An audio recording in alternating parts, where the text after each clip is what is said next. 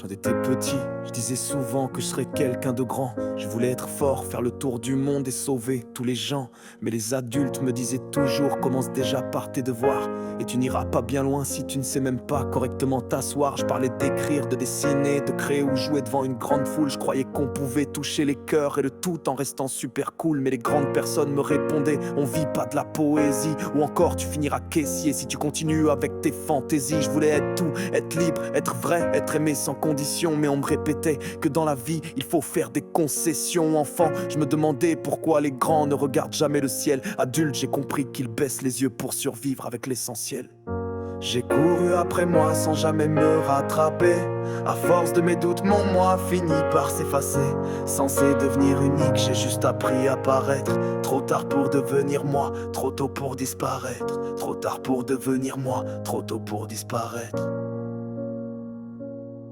À l'adolescence, je voulais encore vivre de ce que j'aimais faire. Je voulais écrire des BD, faire des jeux vidéo, devenir un genre de lumière. Mais les profs disaient: c'est gentil mais faut penser à ton avenir. Mais surtout prends S ou STMG parce que ton rêve va pas te nourrir. Je passais mes nuits à créer en pensant changer le monde, à croire que mes idées finiraient par faire plier les secondes. Mais les bulletins disaient que j'étais bavard et peu concentré, et les parents grimaçaient dès que je parlais de rêves et de mes projets. Je rêvais de parler fort, d'être cru, d'être grand, d'être artiste engagé. Mais ils m'ont dit que la vie c'est pas du slam mal déguisé. Ado, je croyais qu'un jour on m'écouterait parce que je parlais vrai. Adulte, j'ai pigé que c'est celui qui se tait qu'on trouve le plus parfait.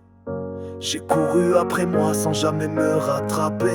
À force de mes doutes, mon moi finit par s'effacer. Censé devenir unique, j'ai juste appris à paraître. Trop tard pour devenir moi, trop tôt pour disparaître. Trop tard pour devenir moi, trop tôt pour disparaître.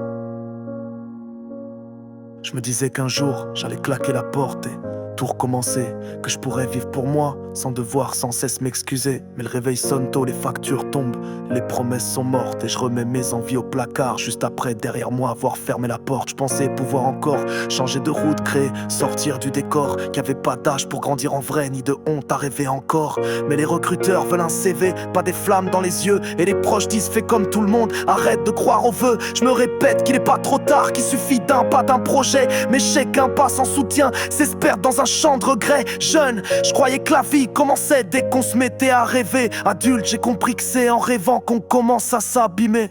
J'ai voulu être deux personnes à la fois, le rêveur brûlant et l'adulte qu'on veut que je sois. Mais à force de tirer la corde dans les deux sens à la fois, c'est pas la corde qui finit par céder, mais c'est moi.